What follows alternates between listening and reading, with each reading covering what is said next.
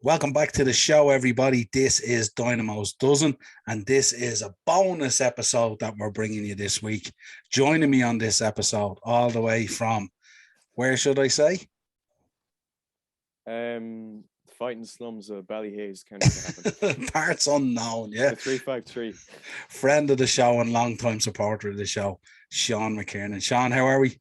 Oh, I'm great, man. Thank you so much for having me back on. I'm super stoked to be here. Not a bother at all. A pleasure having you back on. Under a little bit of pressure, sixth year this year. Oh, yeah. Afraid so. But, I've cleared out my extremely strenuous and busy schedule to make an appearance on Dynamo's Dozen. I always got time for the Dynamo Dozen podcast. Absolutely. So. What's the plans at the moment for after the Leaving Cert? What do you think they're going on and doing? After Leaving Cert, the kid in my head wants to start pro wrestling training, but the rational human being in me would probably just, I don't know, go to college, maybe get a job somewhere. go off and have a career. yeah. There's a few good courses in Cavan Institute. There's stuff like theater and drama and animation and coding and a few things like that. I'm keeping my eye open, but nothing concrete yet. Do the podcast now and then we'll figure out what happens there. Absolutely. Well, we've a kind of a nice show for you tonight. This week, WWE is celebrating 25 years of the big red monster, Kane himself. So we thought we'd take a look back at Kane's career in a kind of, not a short episode, but just a general chat about it and stuff like that, what we thought of Kane, what our thinking was. Big Sean O'Driscoll from down in Wexford was going to join us, but he couldn't because of work, and Dave Cullen, so it would have been great to have those boys on, especially Sean and David. They're huge Kane fans, but we will catch up with them. We probably will have a bonus show next week as well, because next week coming up is 25 years of DX. Oh, can I join? We might be able to get you on that one as well. Yeah, it should be okay to get you on that one as well. Still have my DX jersey I got from you from the shop, so I have to wear it for something. So that should be a very interesting one as well. But let's get into Kane anyway. Where do we start with Kane? Kick us off. What's your thinking of Kane as a wrestling fan and stuff like that before we get into the breakdown and the career and all that kind of stuff? As a fan, I think his character, and I mean his booking has been shambolic at points, but I think his character's always remained interesting. For me, I don't know if this was just me, but growing up, I always found Kane to be 10 times scarier than the Undertaker. I suppose because I grew up with the Ruthless Aggression Undertaker. He wasn't overly supernatural, while Kane was like, his parents died, Triple H did something in a funeral home that I don't want the channel to get community guideline strikes, so I'm probably not going to go into too much detail on it, but there's the wedding with Lita, a lot of unusual stuff. But I always thought, he's a good guy, decent enough worker, not very good at leaving his feet, very rarely leaving his feet, but I thought very, very interesting character. I don't think he's ever had a bad team. I always liked his entrance. I think his entrance, one of the best things about him, the lights and then the pyro fire, the pyro and all, it was really cool. Badass. Yeah, I just think it's an interesting one as well, because when you look at it, for years the character worked and stuff like that, and obviously it blended in with the Undertaker and the original storyline and the Brothers of Destruction and all that kind of stuff, and the way it all came full circle and stuff like that. But I think in these modern days of wrestling, where fans are so in tune with the product and stuff like that and all, I don't know whether you kind of get away with that kind of character again, kind of thing. Not. I think if someone came out now, I mean, they tried to do the White Undertaker with the Mordecai thing and all with Kevin Thorne and stuff like that and all, and it was an absolute disaster. And but it's I think the closest you probably get to it is like, that's kind of fans accept us. You get the Demon Finn Balor probably, or you're looking at kind of the House of Black with Malachi Black, with Aleister Black, that kind of dark kind of character. But you don't really get away with the masked up guy in the red and black and all that kind of stuff, I think if a character came out like that now, he'd probably be accepted as much as what the Unabomber was, kind of thing, or that, that kind of thing and all. So it's it's an interesting dynamic and stuff like that. But he's had a heck of a career, 25 years. And I had the privilege this year of being at the Hall of Fame with Undertaker and stuff like that. And I could visually see how emotional, I'm sure you guys watched on telly as well, but you could visually see how emotional it was between the two of them and stuff like that. Undertaker's entrance into the Hall of Fame and stuff like that. And of course, Kane in there as well. I'll give you a breakdown of his titles. This could take me a while. There's a lot of championships here and stuff to go down, but this man, I got all night. He's achieved quite a bit. I went through just WWE because we know he was a USWA champion and stuff like that as well. But WWF champion one time. Yeah. Very, very short-lived. Oh, wow. Heavyweight champion one time. ECW champion one time. I was there when he won the ECW championship. That was Mania 24 when they had the big, huge entrances. And then Chavo just came out. I think Kane had won the Battle Royal, hadn't he, to become the number one contender for the match. And then the entrances were about 20 minutes and the match was about 10, 15 seconds or something like that. You just reminded me how terrible WCW was. Oh, man. Absolutely, yeah. Oh, man, it hurts. I mean, nothing against him. I mean, good that you got a title. And I guess, Chavo, his role at the time was an entertaining douchebag. And whenever he got his comeuppance, it was very satisfying. So I guess there's that. But, when you think of ECW, I like to think of guys like Rob Van Dam, Terry Funk, Sabu, New Jack, Steve Corino, Raven. The originals. The OGs, yeah. Yeah, the originals. The guys on the poster there. I don't know what this is. ECW. There's no other ECW. Yeah, no, it's a good show. WCW Tag Team Champion with the Undertaker one time. WWE Intercontinental Champion twice. Hardcore Champion once. I was surprised at that one that he was only a Hardcore Champion once, thinking of how he'd fit into that and stuff like that. I thought he would have been more. He was kind of. I felt the Hardcore title was like bottom of the barrel shite with the titles. Like the joke of it was it literally looked like it came from the street. I think they could have done a lot of fun stuff with Kane, but he got one run of it, so that's Should I mention 24/7 champion once? Should I even mention that? That's prestigious. WWE Tag Team Champion twice, Big Show and Daniel Bryan. World Tag Team Champion 9 times, twice with Mankind, twice with XPac, twice with Undertaker, once with Hurricane, once with Rob Van Dam, and once with Big Show. Jesus Christ, tag team purgatory there. Yeah, absolutely. Tag Team Royal Rumble 1998. Eighth Triple Crown champion, 3rd Grand Slam champion, Hall of Fame 2021, Bragging Rights Trophy 2009 with Team SmackDown, Chris Jericho, Matt Hardy, R-Truth, Finlay, David Hart Smith, and Tyson Kidd. I'd put that at the level of 24/7 title, honestly, but win nonetheless. So we're padding it out here. Money in the Bank SmackDown 2010. Won 2 Slammy Awards. Best Family Values 2010. Beating up Jack Swagger. Oh my God. And Match of the Year 2014. Team Cena versus Team Authority at Survivor Series. In fairness, that was very good. Was that when Sting came back? Yeah, absolutely. Yeah, God, remember that? He came back and then he put over Triple H at Mania. Yeah, now a couple of other awards that he won. I didn't go near. I stuck to Pro Wrestling Illustrated because I didn't go near the Wrestling Observer because they absolutely just destroy him. So he stayed away from it. He has a whole clatter of worst matches of the year and worst feuds of the year and all that kind of stuff. I said start the podcast I could be here all day, but if you're looking at the Wrestling Observer newsletter, we literally could be here all day reading. Yeah, we're gonna keep this on the positive because it's 25 years. Feud of the Year 2003 versus Daniel Bryan as a member of the Authority. Most Hated Wrestler of the Year 2013. Sorry, 2013 I should have said there. As a member of the Authority. Yeah, that's fair. I wasn't crazy about them. Tag Team of the Year 99 with XPac was voted Tag Team of the Year. Interesting. Really? Yeah, and he was ranked number 4 in the PWI Top 500 in 2011. He was ranked number 4. The dizzy heights of number 4. Who got number 1 that year in 2011? I have no idea. My guess would be, I'd imagine, would it be Punk or John Cena? Either. I can't imagine anyone else. Honestly. Yeah, I would imagine Punk or John Cena. Now, it'd be an interesting one to look up, actually. I'd say they do Punk because it's an adult thing and they get rights if they said Cena. So yeah, actually, do you know something? I'm gonna look it up. because it'd be worth saying who it was. Desk research. PWI top. It has to be surely Punk. I would have thought so. I mean, the pipe bomb, beating Cena at Money in the Bank, coming back the night after.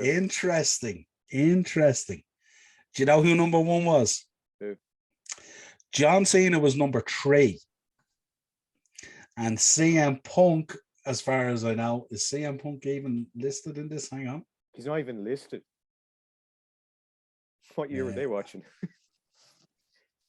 CM Punk was number 10. What? CM Punk was number 10. So guess who the top 2 were? In number 2, Randy Orton. And number 1, The Miz.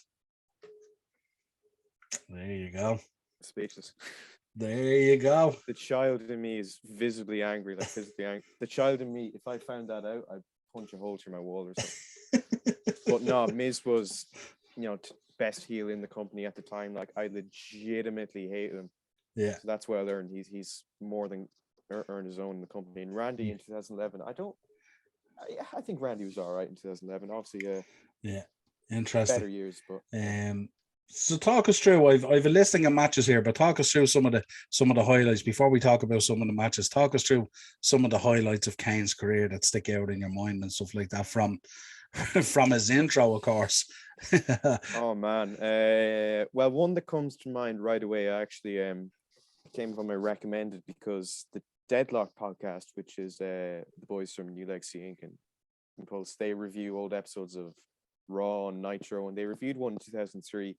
I don't remember anything from it other than it was a notable episode where Jim Ross, probably know where I'm going with this, had a sit-down interview with Mr. Kane, and it didn't end particularly well if you're Jim Ross. You end up being set on fire while Jerry Lawler and Steve Austin watched. I think that gave Kane a really, really psycho vibe, and that's really what his character needed. I remember Mankind, I can't remember what year it was, I think it was like 99 or something. He did a sit-down interview with Jim Ross as Mankind. Then at the end, he put him the mandible claw. That makes the audience genuinely shaking like a shitting dog at the sight of him. So I think that was a very good moment. Pretty funny looking back on because, Jim Ross, he's quite a character. Another one was the Black Wedding with Lita. Yeah. That was disturbing. I didn't watch it like wetting myself with laughter. I don't think anyone did. I felt kind of bad for Lita. What else was there? There was, the May 19th. I think it actually would have been better if we did the podcast on the 19th of May. That's a missed opportunity. I think I wrote a good bit for your show, but the whole thing with May 19 was in 2006 especially, he had pretty much a breakdown. Backlash 2006, I think he was against the Big Show, if I'm not mistaken. Was that show on? I can't remember if the show was on May 19th or if they were just using May 19th as cash, but during it, I think near the end, he started just like going, oh, like what's going on? The lights went red, and then there's like, oh, May 19th, you killed your parents, May 19th. It was a very weird storyline. Looking back on it, it's pretty funny, but Kane's a bad person. What did you make of his debut? You said you went back today and you looked at Bad Blood. Yeah, I looked up Bad Blood 997 main event of that. What was that? You'll have to Undertaker and Sean Hell in a Cell. Undertaker and Sean Hell in a Cell. Yeah, I thought it was that. I wasn't sure though. I don't want to spread misinformation, but I think I only watched it on YouTube, so they only show the best part. So Michaels was down. Undertaker was about to win. Lights went red. Initially, everyone went quiet because no one knew what was going on. Then Vince McMahon's like, "That's gotta be Kane," and he ripped the Hell in a Cell off. Now I've seen that happen like too many times now for it to look effective, but back then it was really, really cool, and it was a very, very good way to introduce him because the Undertaker was like the be all and end all. So for someone to rip off the Hell in a Cell door, look at him and visually scare him is very, very scary. It's a very effective debut as well. Like it got him over right away. You didn't really need to know too much about his character. Yeah. Initially. It was very, very badass and definitely one of the most memorable wrestling debuts, excuse me, in history. Easy. And the build up with Bearer as well. I mean, obviously pairing him with Bearer was a really cool thing to do, and the background story to it and all was excellent and stuff like that. But then when he hit the ring and he did the flames and the pyro and all, was really, really cool. Yeah. And Taker was kind of like, you could see with Taker, he was visibly taken back by it and all and stuff like that. Was really cool. Great. And then gets him up, of course, for the pile driver, which was really impressive. Really, really impressive. Yeah, everyone served their part, and that was very, very, very good debut. I'll tip my hat to that, in fairness. Yeah. What else? What did you make of him? I mean, obviously they went down the road then, and then they formed the Brothers of Destruction and stuff like that and all. That was an interesting combination where it had come full circle and stuff like that. And certainly they were aptly named the Brothers of Destruction. What did you make then of the unmasking? Because I always say to people, if you have a wrestler like that and there's a mystique about him and stuff like that, regardless of kayfabe and how clever fans are and stuff like that, I think when you take the mask off, I think that's kind of, it humanizes the situation, really, doesn't it? And then it's kind of like it's Kane, the big red monster, but really it's Glenn Jacobs, the mayor. I agree with that a lot. I remember he looks badass with the mask, so that is genuinely horrifying. I remember watching Friday the 13th where I can't remember which one it was, but Jason Voorhees gets his mask taken off and he looks disfigured, and it almost, because he's human, it's more human, it makes me even scarier. And I kind of felt that with Kane. I was like, oh my god, he looks so disfigured and ugly, that makes him even more unhinged. So it's not just someone playing a character, it's literally bred into him. But looking back on it, I was actually watching a What Culture 10 Things You Should Forget About Kane, and they mentioned the mask and said he had black face paint and he had like a receding hairline. He looked like a clown that your parents would book you when you get bad grades at school. I mean, it was scary at the time. Obviously, I was young, so I didn't really have much of an open mind. If WWE said you're supposed to be scared by this, I was scared by it. But looking back, not terrible. But they could have approached it a different way, I think.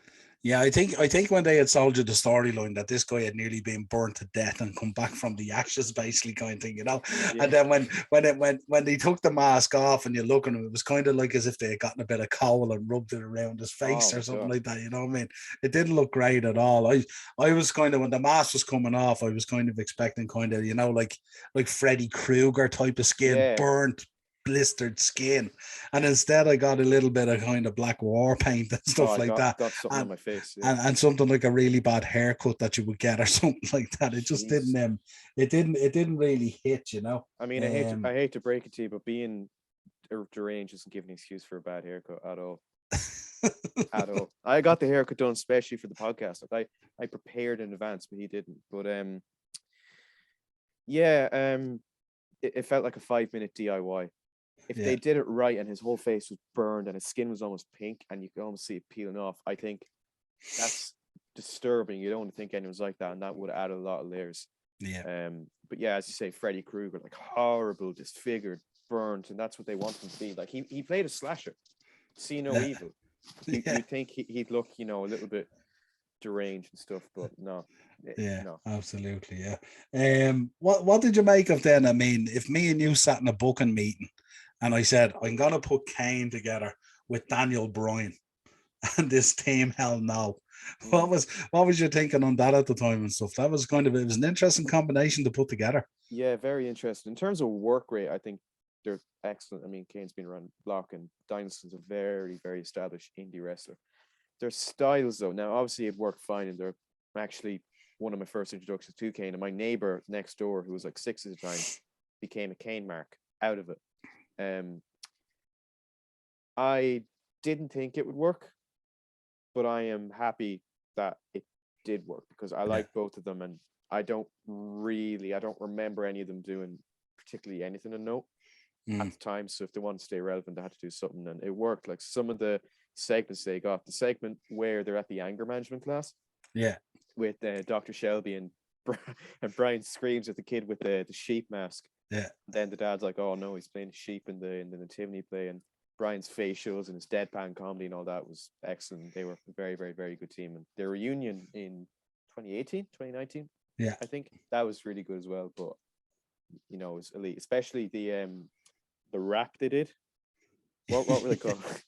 MC Kane and Yeah.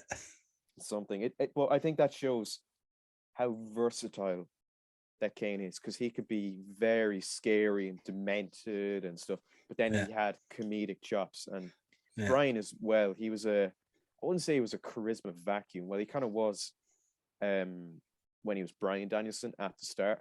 It was crazy to show like he had developed so much as like not just obviously he was a very, as I said, a very established wrestler, but as an entertainer and a performer, I thought he really, really grew. And I think they didn't really put too much limits on it. Like they didn't say you can't do this, you can't do that, you can't do that. And they did really well. And I think that shows how good a wrestler can be when they have their own ideas, or not restricted by a booker's pen or anything like that. Yeah. No, great show. I still say one of the ones I go back and watch, and I'd say I watch this segment backstage probably once a month, if not more.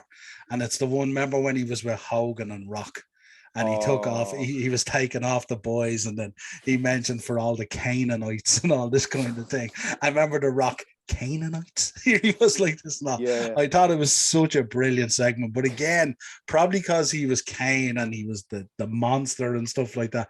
Again, the segment kind of humanized him a little bit. Yeah. But I just remember at the end, the Rock and Hogan looking at each other going, what? You know, it was so good. Canaanite. Have they ever made any Canaanite t-shirts?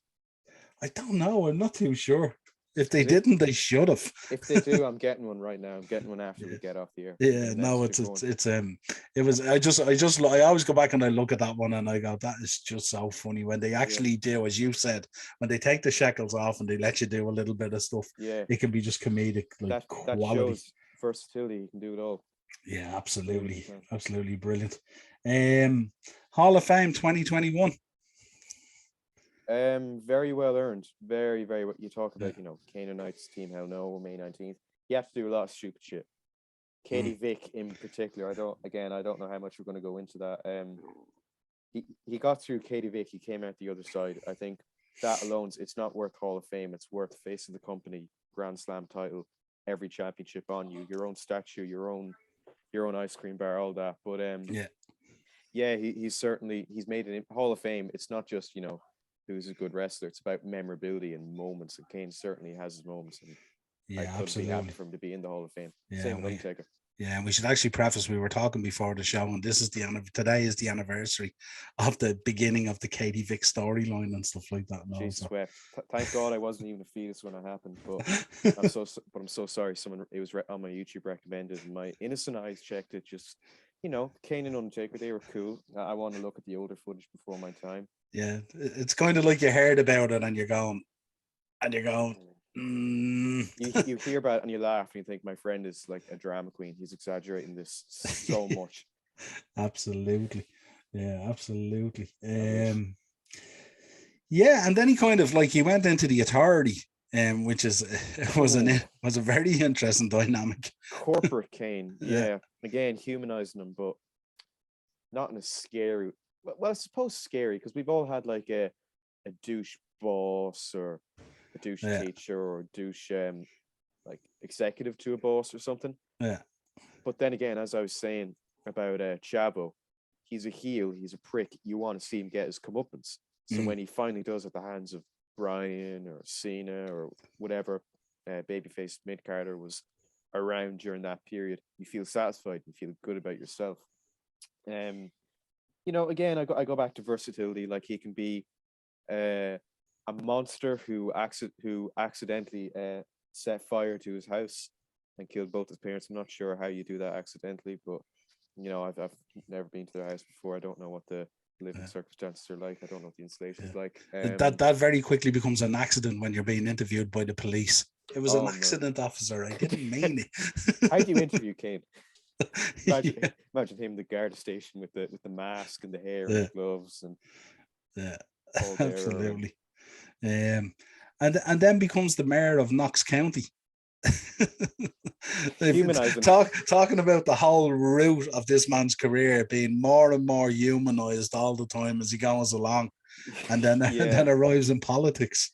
It's very strange, you know. Wrestling can it can take you anywhere. Like it's stupid, it's crazy, it's unpredictable, but that kind of adds to its charm.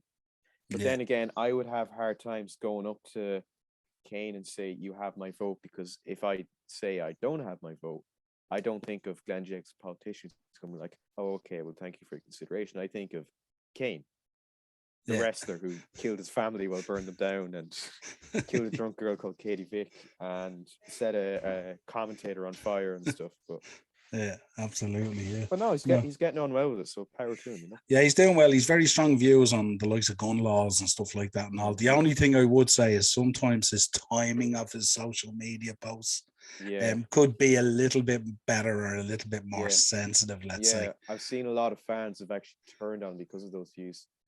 Yeah. And I don't think it's necessarily because of the view. I think it's more the timing of it, you know, like it's probably, I think the last time I seen something posted in relation to gun laws, and it was like a couple of days after a poor school shooting or something like that. Oh, that was in Texas. Yeah. And I was just thinking, there's nothing wrong with your view in terms of gun laws. If that's your view, everyone's entitled to their opinion, but the timing of it, you know, and like a lot of people are still very raw and very hurting a couple of days after shooting and stuff like that. That's not the time to be beating your book off the desk. Timing and place, and I don't think it would go down as well if he said it today. Because not that I know of, I don't think any shootings have happened like too recently. It would be like if someone got stabbed like today, and then he said, you know, knife control is the mortality rates are fine. It's really, really poorly timed, and you know, it happens to politicians, but you know, it's an opinion, and it's not the opinion itself, it's the timing and the time of the opinion that some people have an issue with. But you know. Yeah. Is there anything that you can think, and I'm kind of putting you on the spot here, is there anything you think they could have done in terms of booking him to lift his profile or add to his career or something like that they didn't do with him in terms of storyline or who he worked with? Or actually, I feel really stupid because I completely forgot about the Embrace the Hate storyline. Yeah. My good friend John Cena, Zack Ryder, Matt Cardona, who I'm actually meeting at the end of the month, the OTT 8th year anniversary, might wear a John Cena shirt and see what he does. I actually wore an Enzo Amore shirt when I met Pac, and he didn't do anything, so I fancy my chances this time. But I'm getting off topic, sorry. But Kane, I think he should have turned John Cena heel. I think it should have worked. I think Cena should have gave into the pressure of his best friend getting killed in front of him, and him, well, not able to do anything, but just not doing anything. Because I remember the spot where he pushed him off the stage, he was on the wheelchair. Instead of going stopping him and like beating him up, he was just like, oh no, my friend Zach, whatever will I do with myself? And I think it would have been very effective had Cena put over Kane. It would be like Nightmare on Elm Street. Freddy Krueger, he tortures this girl the whole time, but then the girl beats him every time decisively, like pretty easily. She needs to show humility. If Cena showed a bit more humility physically, I know like he was a bit taken aback by some stuff he was saying, but it could have got Kane over. It could have got Zack Ryder over. Well, I know he was over, but it could have pushed him to superstardom, and also it could have led to a John Cena heel turn, which would have been great. Obviously not for me at the time, but looking back now, it would have been fantastic. It would have really been fantastic. Interesting. Good show. I had a quick scan down through some of his matches, and I created a bit of a list. Okay. So I'll run you down through them and see what you think. As you said, you had looked at a couple today. Kane versus Daniel Bryan, Extreme Rules 2004. For the week that's in it. 2004. 2004, yeah. Oh, Jesus. Yeah, I was born in 2004. I don't remember that. Against Daniel Bryan, did you say? Yeah. Jesus. Yeah. 2004. I think it's they had it down as 2004. Maybe something tells me it's 2014. That sounds more accurate because in 2004, what was in 2004? WrestleMania 20 was in 2004, I think, was it? Yeah, that sounds about right, yeah. Yeah, no. No, it's 2000. It must be yeah. 2014. Looking at this, yeah. Sorry, that's. Is that Meltzer? Could be my mistake anyway. I'd say I scribbled it down just when I was going through it. I thought my audio was messed up. Yeah. WrestleMania. WrestleMania 17. Kane versus Big Show versus Raven. Yeah, that match. I have 17 DVD. Absolutely fantastic. Yeah. Just that's what the hardcore title's meant to be. Zany, crazy. I think that's kind of what the 24/7 title could have been, instead of trading it every week like a phone or like a toy or something. But yeah, fantastic, brilliant. And then when I put these two together, this was brilliant. Kane versus Shane McMahon, Unforgiven 2003. Oh yeah, I can't believe that all started because if I remember it right, Kane handcuffed Shane to a ring post. You probably think he's just going to beat him up, but he actually got a car battery. Got the batteries, yeah. Onto the nuts. Attached it to his Shane McMahon's and then electrocuted them. Yeah, it's very, very strange. Shane McMahon's done some unusual things in his career. Probably, yeah, absolutely. Probably best we don't. Yeah, but the match is good. Shane McMahon, he gets a lot of shit, rightly so, for the best in the world shit that he did in 2018, 2019. But he was actually very, very good. You know, very fearless, good high flyer. A better work than a lot of people give him credit for, in fairness. Like his match with AJ Styles, I think, showed that. But yeah, that match was brilliant. Fantastic stuff. Then we had Kane, Daniel Bryan, and Randy Orton versus The Shield from SmackDown 2013. Ah, yes, The Shield. Yeah, man, that was very good. They were throwing everyone and anyone at The Shield, and they weren't beating them. That's how you get over a faction. You haven't beat all the established guys, and look what they're all doing now. Yeah. Kane versus Triple H, Judgment Day 2001. Yep. Yeah, that was good. Another classic. Was that, now forgive me if I'm wrong, was this during Triple H's reign of terror, as some people call it? It would have been, yeah, absolutely. 2001. Yes. So I don't need to look up the result of that in Cage Match. No, I wouldn't have thought so. I don't need to watch the DVD. Kane versus The Undertaker, WrestleMania 14. Yep, that was WrestleMania 14. Do I have my DVDs? Yeah. Do I have? No, I don't. Oh, was this, now forgive me, was this the main event of Michaels and Austin with Mike Tyson as referee? I think so. Because on the back, I have the newer version that they re-released as the anniversary, and on the back of that is Kane and Undertaker staring off. So yeah, that was very good. Good stuff. Spot on. Kane versus Chris Jericho from Armageddon 2000. Yep.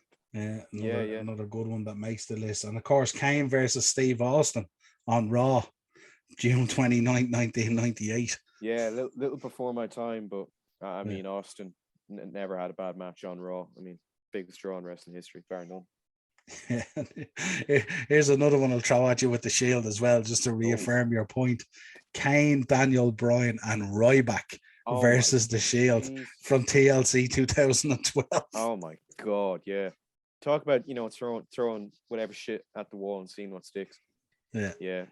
They wanted to beat the Shield really bad, didn't they? Yeah, so that's the kind of listing I put together there. There's quite a variety in there of stuff.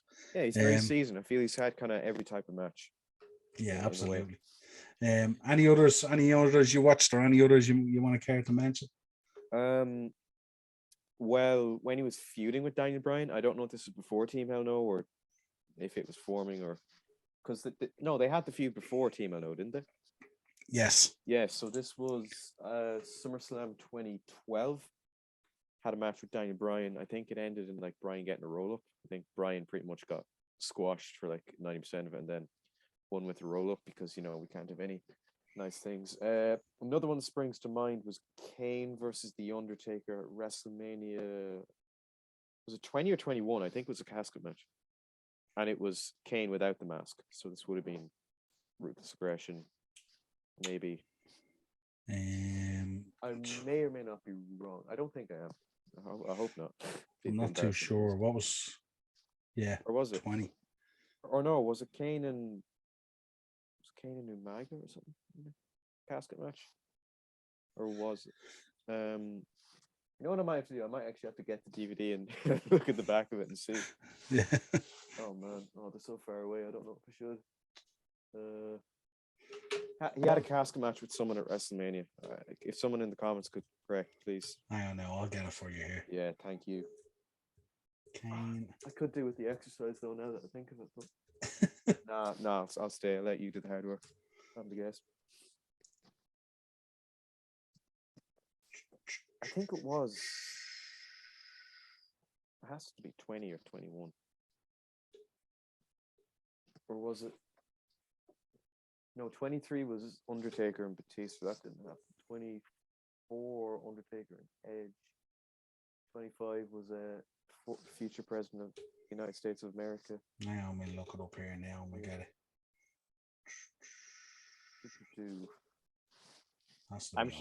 I'm sure it was that. I don't know though. I watched DVD. I watched the whole show once and I haven't gone back on it. They had a casket match on Raw 98. Okay. Raw 98. Any Mania any year? Apart from I could have sworn they could have. I can just imagine the people who were alive during this time raging in the comments. That comment section is going to be a riot. I can't wait to see it when this gets uploaded. Hang on now, what do we see? So while we are searching, have a look at my spinner replica belt. I got this from eBay for 200. I think it weighs about 5 pounds or something. I tried to position the camera so you could see it, but unfortunately, I have to do what I got to do. That's not your first belt, is it? It is my first replica belt, first and last, most likely. When my parents discovered the amount of money I spent on it, they were less than thrilled. Okay. They weren't jumping for joy. I'll put it that way. Any look there? Still trying to find it here. It's just there's been so many of the way they put them together. So hang on there 1 second now. Have a look at cage match, maybe. I have to think about the other Kane matches. Kane and Big Show as a tag team. I think it was a tag team turmoil match, I think. And it was the opener for something. I think it was Mania. Oh dear, we're in a right pickle, aren't we? But one match I remember watching, it was pretty bad. Brock Lesnar versus Kane versus Braun Strowman from the Royal Rumble 2018. Yeah, good show. Yeah, well, not that it was bad, but a Royal Rumble had just followed, so crowd weren't too into it. I also remember during 2018 when John Cena was trying to get the Undertaker at WrestleMania, he kept calling him out and he kept saying, "Oh, he's not coming back. He's not going to come back. Trust me, guys, he's not going to come back. But please buy the pay-per-view regardless." And then Kane came out and he said, "So is it a yes or is it a no?" And then Kane chokeslammed John Cena and they had a match, which Cena wins, lol, of course. But I think is there anything else? Yeah, 20 was Undertaker versus Kane. Oh my God, I was right. Thank God. So you were spot on. Oh my God, phew. So sorry about that. No, you were spot on. So I just wanted to make sure you were spot on. So your memory was absolutely spot on. Yeah. Well, thank you. Maybe I know a bit more than I know. your special subject for the leaving cert this year would be pro wrestling. Yeah, you go. If I could do a thing on pro wrestling, I get 600 points easy, no question. 600, I could do whatever college course I want. Yeah. Well, listen, it's been fun looking back at Kane's career with you. The one thing I would like to share with our viewers, this poor girl passed away. God, I think yesterday, Sarah Lee, she was on Tough Enough and stuff like that. 30 years of age with 3 kids, so very, very sad. So we'll dedicate tonight's show to Sarah Lee, and our thoughts and prayers go out to her family and her kids and her friends and everyone that's been affected by it. Very, very sad in such a young age. Of course, I never really watched Tough Enough, so I wasn't overly familiar with her work, but I know she was very close to like a lot of the rest of the day. I've heard nothing but good things about her. She seemed like a very bright young lady, and honestly, I'd like to send my condolences to her. Yeah, absolutely. Had a huge following on social media and all, and apparently reading today she had only gotten back into the gym and stuff like that and all. She was training away and unfortunately passed away. Also, Yeah, I Go don't know ahead. if you saw this, but the family have set up a GoFundMe page That's right, yeah. to cover the funeral costs. So if you have anything, just you know. Yeah, we'll pop that GoFundMe page into the link of the video and stuff like that. Sure. Well, this has been Dynamo's Dozen, 25 years of Kane. Look back with Sean McKiernan, no less. Absolutely pleasure having you back on and stuff like that. We'll hit you up next week if we're doing 25 years of DX, of course.